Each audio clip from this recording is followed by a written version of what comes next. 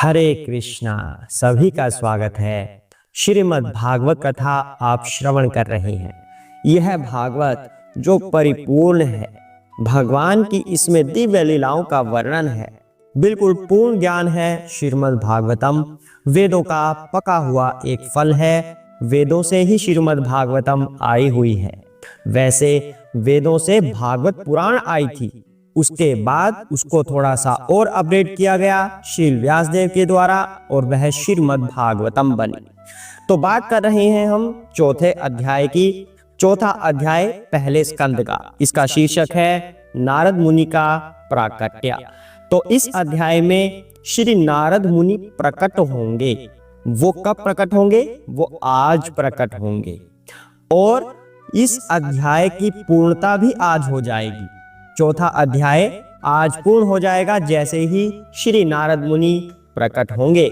तो इस अध्याय में अभी तक हमने क्या क्या सीखा है? भगवान की एक छोटी सी वंदना के बाद हम पहले इस अध्याय के बारे में जानेंगे कि हमने क्या क्या सीखा और फिर उसके बाद आज का पाठ करेंगे और चौथे अध्याय को पूर्ण करेंगे। आइए सभी सम्मिलित हों इस भगवान के छोटे से गुणगान में। हरे कृष्णा। हरे कृष्णा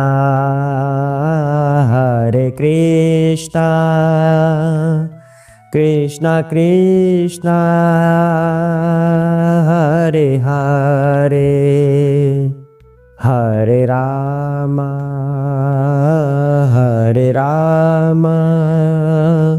राम राम हरे हरे। हरे कृष्णा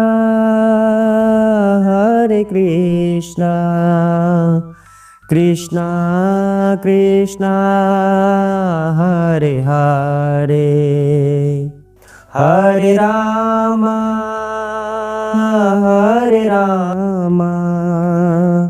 राम राम हरे हरे। हरे कृष्णा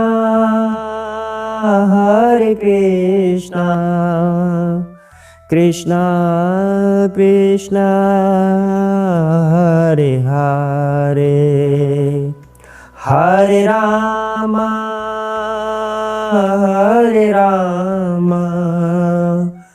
राम राम हरे हरे। हरे कृष्णा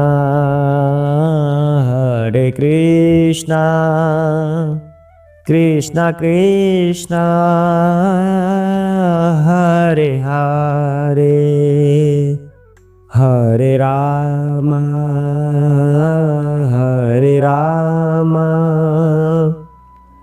राम राम हरे हरे। हरे कृष्णा कृष्णा कृष्णा हरे हरे, हरे राम राम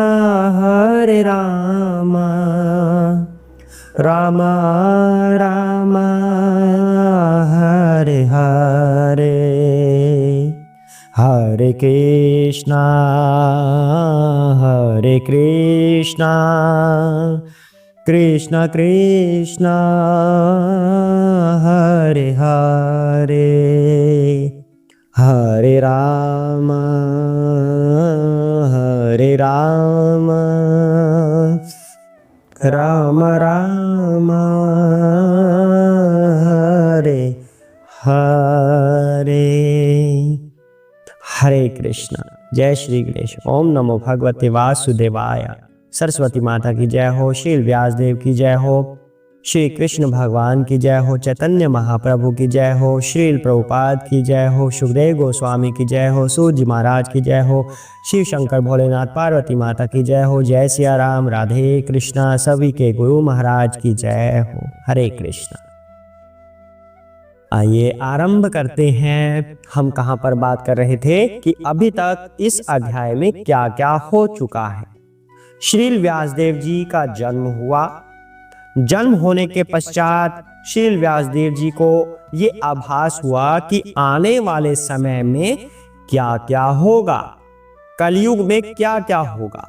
कलयुग में लोगों को खाना नहीं मिलेगा ढंग से, लोग पति पत्नी का धर्म भी ठीक से नहीं निभाएंगे। जितनी कुरीतियां आज हम देख रहे हैं समाज में, वो सब कुरीतियां श्रील व्यासदेव जी को पहले ही पता चल गया था, क्योंकि श्रील व्यासदेव जी भगवान के सत्यावेश अवतार हैं।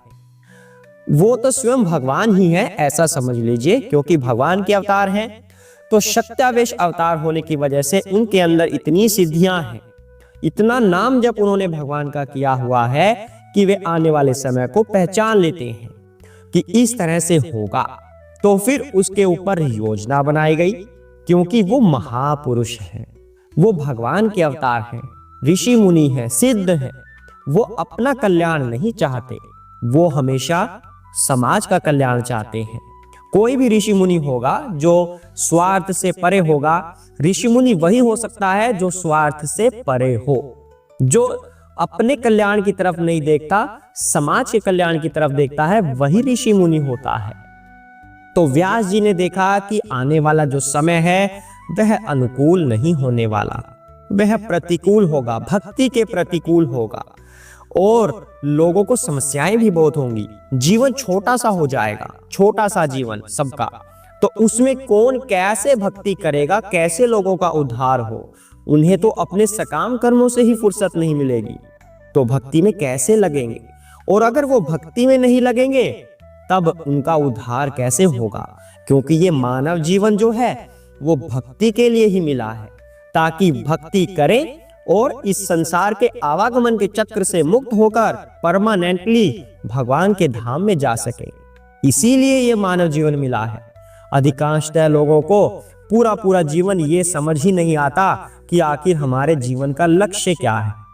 वो अपने तरह तरह के लक्ष्य बना लेते हैं। कोई कहता है मुझे इंजीनियर बनना है, कोई कहता है मुझे डॉक्टर बनना है, कोई कहता है मुझे कुछ और बनना है, मुझे ये बनना है, मुझे वो बनना है, कुछ कर दिखाना है जीवन में। अच्छी बात है, कुछ कर दिखाइए, लेकिन अगर आप इस भावना से कुछ बनना चाह रहे हैं कि समाज का कल्याण हो सकेगा इससे, तब तो ठीक है, तब तो वो भक्ति के अनुकूल ही है बात। लेकिन अगर अपने स्वार्थ से पूर्ण होकर कि मैं कुछ बन जाऊंगा, मेरे धन में वृद्धि हो जाएगी, तब फिर वह अनुकूल नहीं है। उस समय ये सोचने की आवश्यकता है कि हमारे जीवन का लक्ष्य ये नहीं है कि हम कुछ बन जाएं दूसरों की नजरों में, या अपने आप में हम कुछ बन जाएं, ये उद्देश्य नहीं है।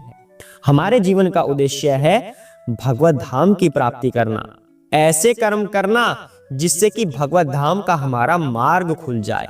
तो श्रील व्यासदेव जी चाह रहे थे कि सभी लोग ऐसा सोचें जैसे कि पहले के युगों में होता था, पर उन्होंने देखा कि कलयुग आने वाला है, तो यहाँ पर ऐसा नहीं होगा। तो उसके लिए योजना बनाई गई कि वेद अगर व्यक्ति तक पहुंच जाए तब उसे ऐसा ज्ञान आ जाएगा जिससे वह मुक्त हो पाएगा वेदों का अनुसरण करके। लेकिन जो वेद थे वो इस रूप में थे कि कोई उसको साधारण व्यक्ति समझ नहीं सकता। पहले तो आरंभ में एक ही वेद था, यजुर्वेद, तो उसे कोई नहीं समझ पाता था साधारण मनुष्य। तो वेदों के 4 भाग बना दिए गए ताकि उन वेदों को जो जटिल लग रहे थे मनुष्य कुछ कुछ समझने लगे अपने गुरुओं की सहायता से। तो 4 वेद बना दिए गए। चारों वेदों को अलग अलग ऋषियों को सौंप दिया गया कि आप इस वेद को संभालें, आप इसको संभालें, आप इसको संभालें और इनका आगे प्रचार करें। जो व्यक्ति जिस चीज में इंटरेस्टेड है उसको वही वेद का ज्ञान हो, उसको वही गुरु महाराज मिले, तो उस हिसाब से फिर उनका भी उद्धार हो सके। फिर वेद बनाने के बाद, पुराण बनाने के बाद, सब कुछ करने के बाद अब श्रील व्यासदेव जी संतुष्ट नहीं है। अब वो सोच रहे हैं कि आखिर ऐसा क्या हो गया कि मुझे कुछ कमी सी लग रही है, कुछ रिक्त स्थान है जो भरा नहीं है। मैंने सभी वेद बना दिए, उनका अलग अलग भागों में बांट देना, पुराण बना देना, महाभारत भी बना दी, बिल्कुल निम्न स्तर की बुद्धि वालों के लिए जो केवल कथाओं में रुचि रखते हैं कि लो भाई सुन लो, महाभारत की कथा सुन लो।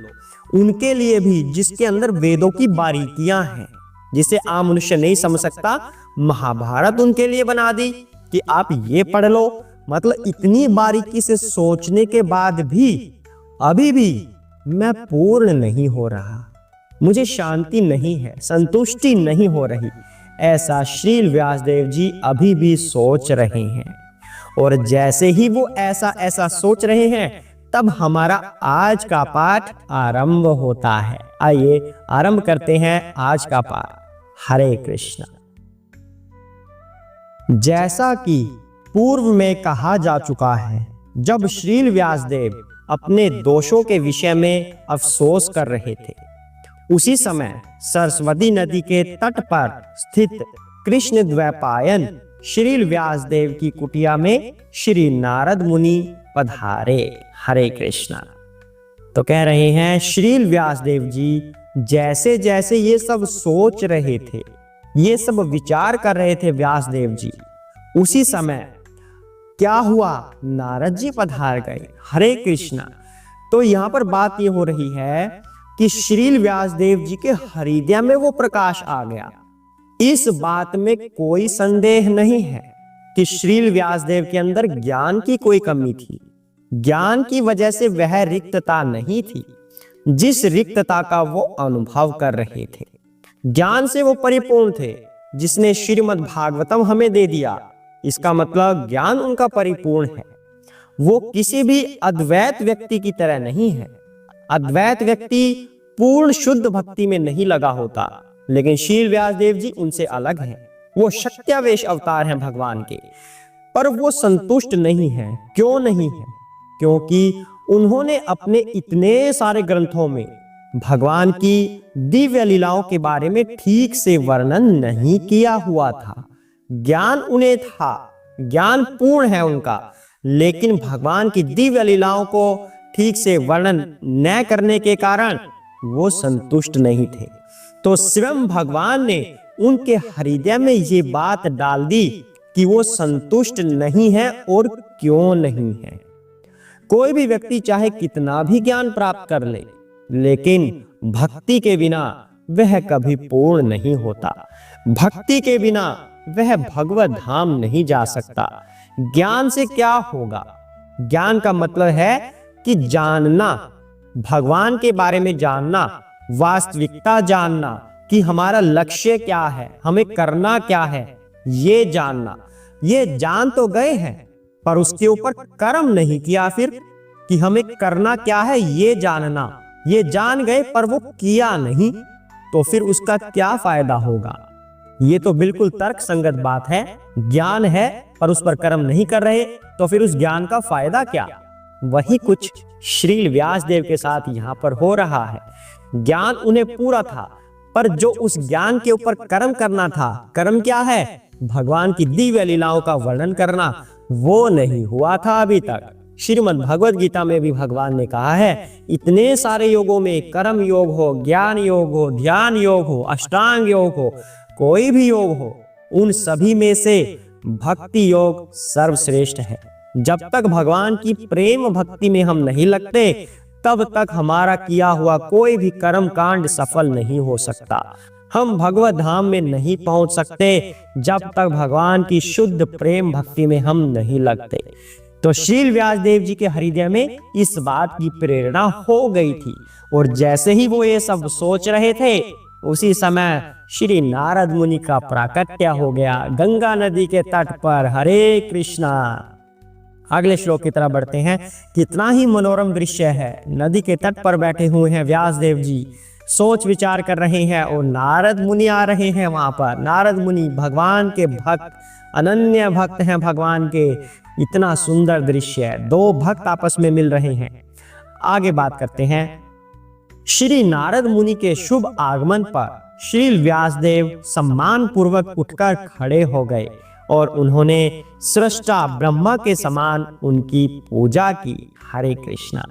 यहाँ पर श्लोक के अंदर विधि शब्द का प्रयोग है। आपको श्लोक सुना देते हैं एक बार। तम अभिज्ञाय सहसा प्रत्युत्थाय आगतम मुनिः पूजयाम आस विधिवत नारदम सुर पूजितम। तो यहाँ पर जो विधि शब्द का प्रयोग है वह स्वयं ब्रह्मा के लिए है। तो यहाँ पर ब्रह्मा जी वेदों के जिज्ञासु भी हुए और वेदों के आचार्य भी हुए। फिर गुरु शिष्य परंपरा यहाँ से आरंभ होती है। उन्होंने फिर ये ज्ञान नारद मुनि को दिया। तो जो ज्ञान वेदों का जिसके पास है उनमें से नारद मुनि द्वितीय आचार्य हैं। प्रथम ब्रह्मा जी, द्वितीय नारद जी। तो वो नारद जी अब व्यास देव जी के समक्ष आ खड़े हुए हैं जब वो ऐसा विचार कर रहे थे कि मैं संतुष्ट क्यों नहीं हूं, मैंने शुद्ध भक्ति का वर्णन नहीं किया हुआ। इस तरह की बातें उनके मन में चल रही हैं। तभी नारद जी प्रकट हो रहे हैं और वो उठ खड़े हुए और उनको प्रणाम कर रहे हैं। हरे कृष्णा।